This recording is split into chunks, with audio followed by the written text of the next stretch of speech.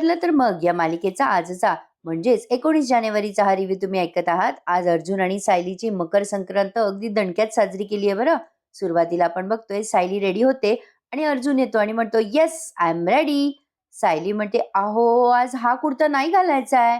अर्जुन म्हणतो, अगं शेरवानी आहे, ही माझी फेवरेट आहे. सायली म्हणते, पण अहो हा कुर्ता नाही घालायचा, आज काळा कुर्ता घालायचा. हे बघा मी पण काळी साडी घातलीये ना. अर्जुन म्हणतो, हो बघतोय ना मी. माझी बायको काळ्या साडीमध्ये सुंदर दिसते ते पण बघतोय. आज मम्मा आणि पूर्णाजी माझ्या बायकोची दृष्ट नक्की काढणार. सायली म्हणते, तुम्ही हा काळा शर्ट घाला ना, तुम्ही पण खूप देखणे दिसाल. तुमची पण दृष्ट काढतील मग पूर्णाजी. घाला ना पटकन काळा शर्ट घाला. अर्जुन म्हणतो, काय ग सायली आता कशाला चेंज करायला लावतेस. सायली मग लाडं लाडं बोलते, प्लीज घाला ना हो. अर्जुन म्हणतो, आता असं बोलल्यावर नाही कसं म्हणणार, आलोच चेंज करून. असं म्हणून हा गेलाय आता चेंज करायला. इकडे आता कल्पना त्यांची तयारी सुरू आहे हळदी कुंकाची.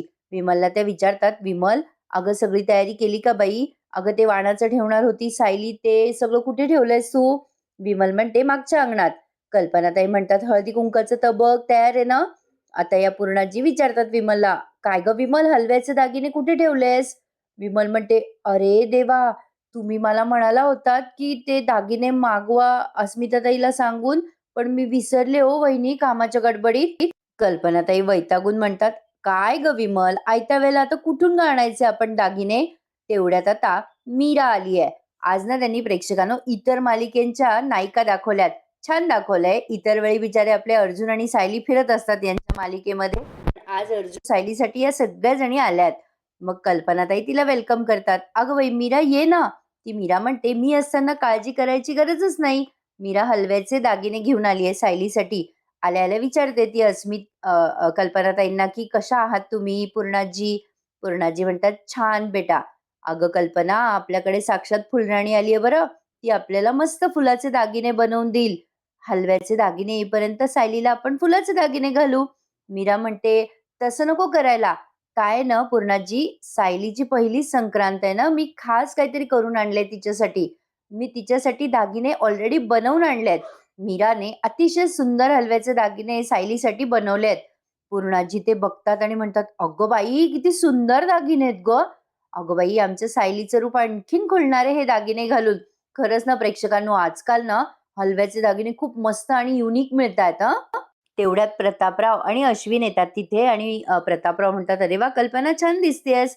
आणि मग कल्पना ते म्हणतात, अहो ही मीरा बर का, आपल्या सायलीची मैत्रीण. आणि अगं मीरा, हा माझा मुलगा डॉक्टर आहे. सायलीचा दीर आहे लहाना. आणि हे माझे मिस्टर. तू ओळखतेस का ग या दोघांना. मीरा म्हणते, हो ओळखते ना. सायली या दोघांबद्दल भरभरून बोलत असते. आता तेवढ्यात चैतन्य पण येतो आणि म्हणतो, सगळ्यांना मकर संक्रांतीच्या खूप खूप शुभेच्छा. काय पण सगळे नुसते बसलायत. संक्रांत आहे, पतंग उडवायचा आहे ना. आता सगळेजण एकमेकांच्या तोंडाकडे बघतात. हे सगळेच तयारी करायची विसरलेत बरं का. अश्विन म्हणतो, काय हो चैतन्यराव, तुम्हाला काही आठवतंय का. अरे बाबा पतंग तू आणणार होतास. चैतन्य म्हणतो, आई शपथ, अरे माझ्या लक्षात नाही रे. मग लगेच ही मीरा म्हणते, म्हणजे आता पतंग शिवाय तुम्ही सण साजरा करणार. चैतन्य म्हणतो, आलो मी लगेच घेऊन आलो पतंग. तेवढ्यात आता सखी आली आहे पतंग घेऊन आणि ती म्हणते, सायली सुभेदारांचं घर हेच का. सगळेजण सखीकडे बघतात. चैतन्य हळूच अश्विनला म्हणतो, अरे हा काय जादूटोणा आहे का. नाही म्हणजे मी पतंग म्हटल्यावर पतंग घेऊन कोणीतरी मुलगी दारातच उभी आहे डायरेक्ट. मीरा म्हणते, नाही नाही, जादूटोणा नाहीये. सायलीची मैत्रीणच आहे ती, पण तिचं नाव सखी आहे. आता ही कल्पनाताईंना पण माहित नव्हती बरं का, ही फक्त मीराला माहिती आहे. मीरा आता तिचं मॉम वेलकम करायला जाते सखीचं. ती जाते दारात मीरा आणि म्हणते, अगं सखी मी पण सायलीची मैत्रीण आहे. मला सायलीने तुझ्याबद्दल सांगितलं होतं. कल्पनाताई म्हणतात, ये ना बेटा आत ये. मग सखी आल्या म्हणते, ऍक्च्युली आपली आधी भेट नव्हती झाली.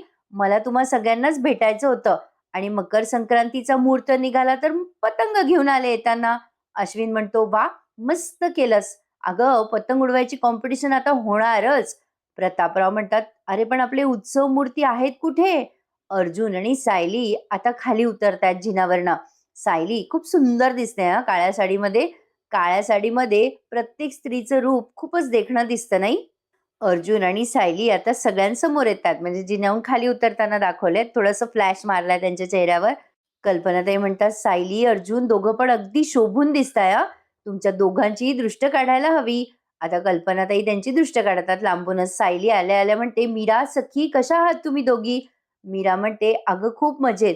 तुला डोळे भरून बघायचं होतं आम्हाला. पण अगं सायली मला ना लवकर जायचंय बरं."